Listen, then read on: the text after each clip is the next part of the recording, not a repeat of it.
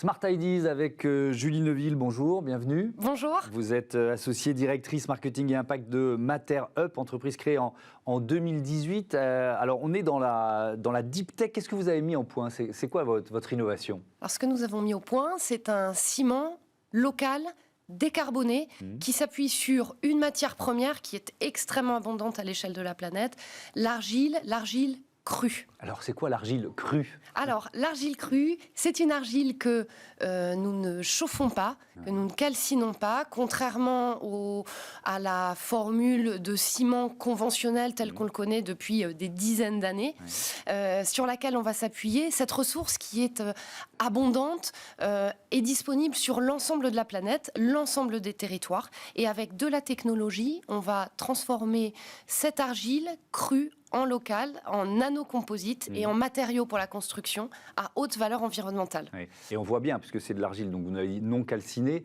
la différence en termes d'impact CO2 par rapport au ciment traditionnel. Oui.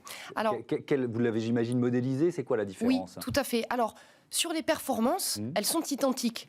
Parce que pour avoir un produit à impact, il faut qu'on puisse apporter le même service. Évidemment, c'est important sur les chantiers. Il faut pouvoir le vendre et l'utiliser sur les chantiers. Tout à fait. Par contre, son impact en termes de CO2 est divisé par 2 dès aujourd'hui. Donc le ciment que nous commercialisons, là, dans nos usines, divise par 2 la consommation, enfin les émissions carbone et la consommation énergétique. On n'utilise pas d'énergie fossile dans nos usines, on n'a pas de four, on n'utilise que de l'énergie électrique.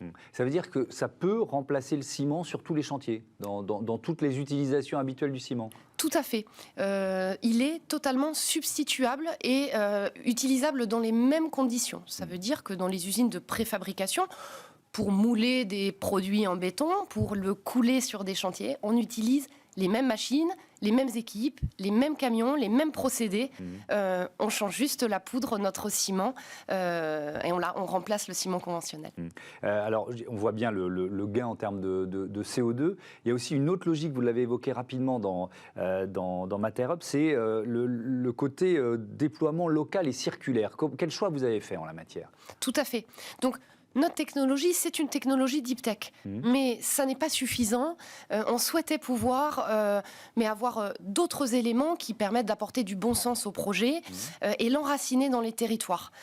On utilise la matière première d'un territoire. En l'occurrence, là, notre première usine pilote est dans les Landes. Donc, cette matière première que nous extrayons, qui est un déchet d'un industriel, va être utilisée, transformée sur place et va être ensuite mise en œuvre dans les chantiers sur place.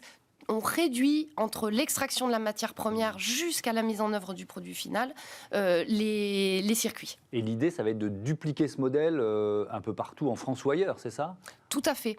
Donc pour pouvoir massifier et faire de l'impact carbone, parce que c'est notre ADN, c'est notre objectif, de pouvoir limiter le carbone et infléchir la courbe du climat, nous avons pour objectif d'ouvrir une vingtaine d'usines dans les prochains mois et années, en France, en Europe, avec ce même principe de boucle d'économie circulaire en circuit court sur les différents territoires. Et de garder ce principe d'usines résilientes et de recréer de l'emploi local non délocalisable. On est dans de l'innovation. Il y a eu combien de brevets déposés pour arriver aujourd'hui à cette première usine pilote? Alors, nous avons aujourd'hui plus d'une quarantaine de brevets qui protègent notre technologie et notre savoir-faire. Ces brevets sont étendus à l'international et c'est ce qui nous permet d'envisager un déploiement en France, en Europe, voire au-delà, puisque, comme je vous le disais, l'argile est abondante partout et on aura toujours besoin de construire des écoles, des places publiques et de rénover nos différentes constructions. Merci beaucoup d'être venu nous présenter MaterUp et on vous souhaite le meilleur dans votre développement. Merci Julie Neuville. Merci à vous. Voilà, c'est la fin de ce numéro de Smart Impact. Un grand merci à toutes les équipes de Bismart, la chaîne des audacieuses et des audacieux. Je vous dis à demain, tout simplement. Salut.